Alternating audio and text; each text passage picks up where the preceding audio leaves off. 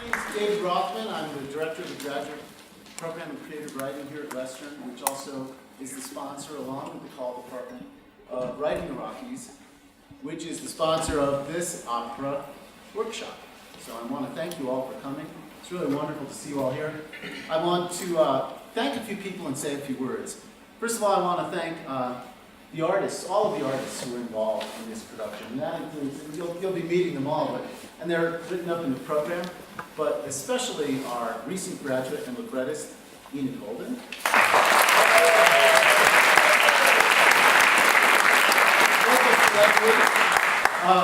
Who perpetual student and extraordinary writer, and I also want to thank her husband, Paul Holden, who's so generous and supportive.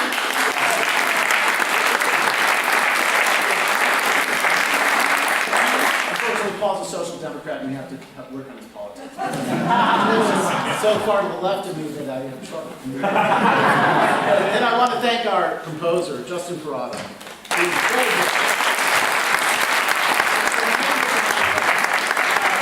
This opera is, in fact, fully written and fully scored, and what you're hearing tonight is a piano reduction with some cuts just of the first act. I want to thank our music director, Ben Aquino.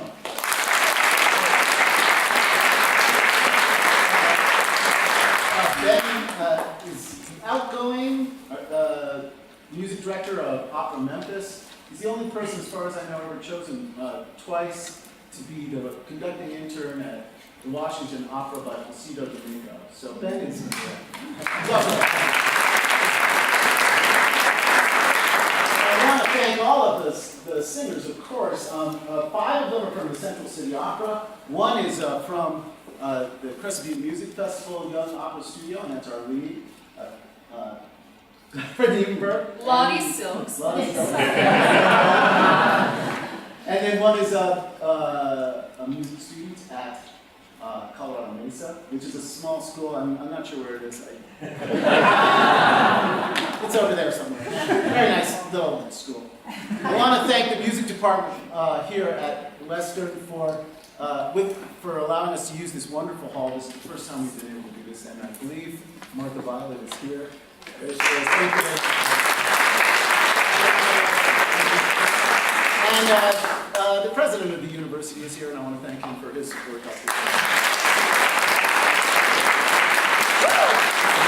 And I want to thank all of you, and you includes our students, many of our students in our graduate program in creative writing. If you're a student in our graduate program, you can just raise your hand. Or, yeah, look at them. 35 of them are here. Then there are our faculty, and a number of them are here. I don't know how many. One of them is our stage manager, stage director, Andrew Sellen. Who has been extraordinary. So, gosh, I hope I didn't leave anybody out. Interns. Well, there are the interns who ran the door and who are helping to run this conference. Yeah.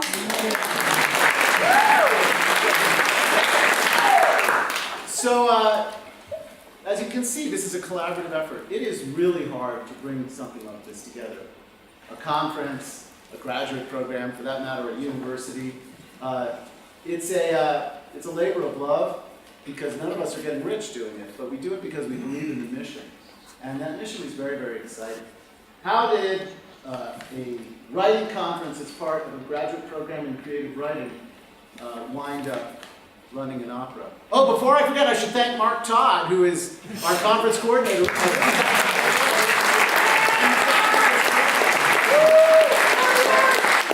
how did we wind up, of all things, having a world premiere opera workshop as part of a writing conference? It doesn't necessarily seem to make sense. Well, it's a very unusual program. Our program is an extraordinary program, which brings together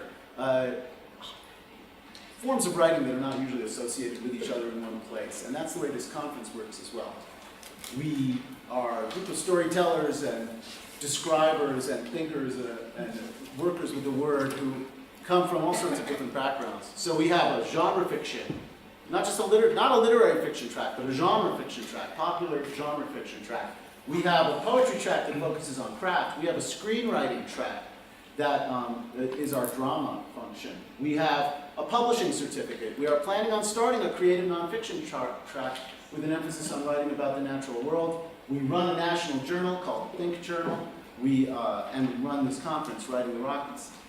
As part of the poetry track a number of years ago, Ernest Hilbert, who isn't here this summer, but who devised this course with a little bit of help from me, and who is a very fine librettist, he and I were talking, and I said to him, I want our poetry students to be able to write for music.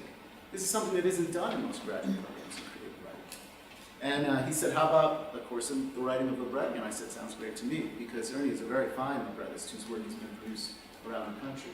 And he put together what I think may be one of the best courses on the writing of libretti in the world.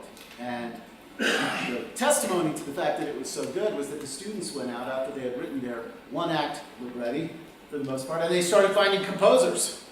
And they came back to me and they said, the first one was Susan Spear, who's here somewhere. Right here. That was last year.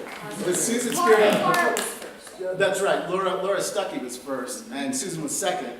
And now Enid is third, and we have more in the hopper for next year, potentially. We're going to keep doing this. And they came back to me with these wonderful operas. And I have an opera problem. I really have a severe opera problem. I started the Crescent Beat Music Festival, and the hub of that is opera.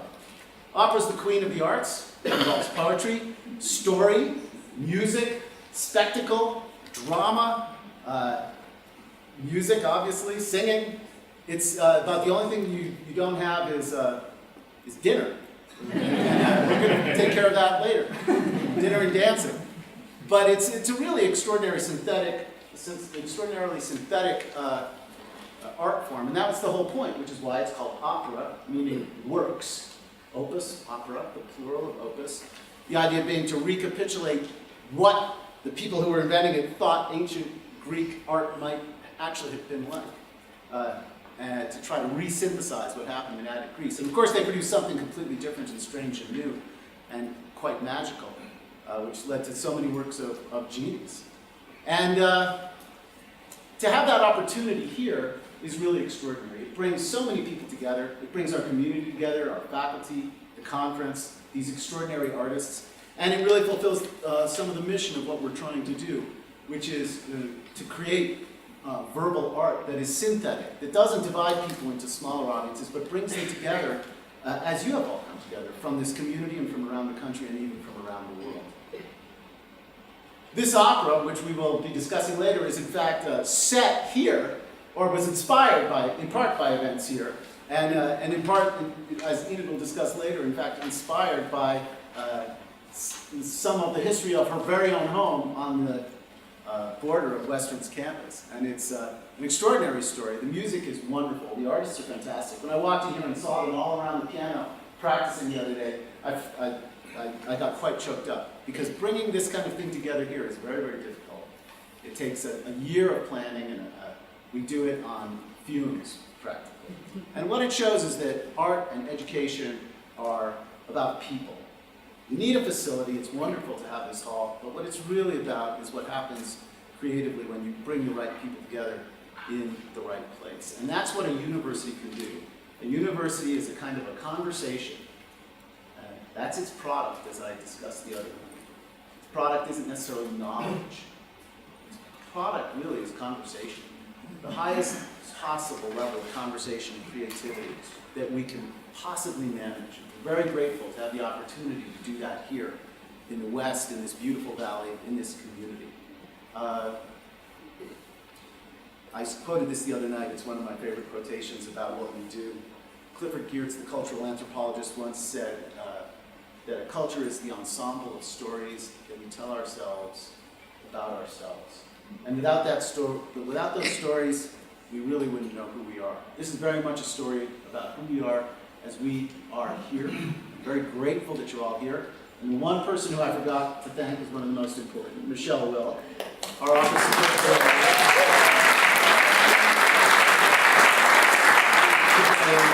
She's like human glue. Without her, everything would come undone. So I'm very grateful to her. I hope I have everyone. Thank you very much for coming. I think it's about 50 minutes. Okay? More or less 50 minutes. We'll do that. We will then have a Q&A with the artists, and the point here is to help them get to the next level. And then after that, at 6 o'clock, we have Sean Prentice's Creative Nonfiction keynote over in Taylor 228. Please join us for that. And then there may be other events later on that you'll hear about later. Thank you so much for coming. Thank you for supporting the arts. Thank you for supporting the university. Enjoy.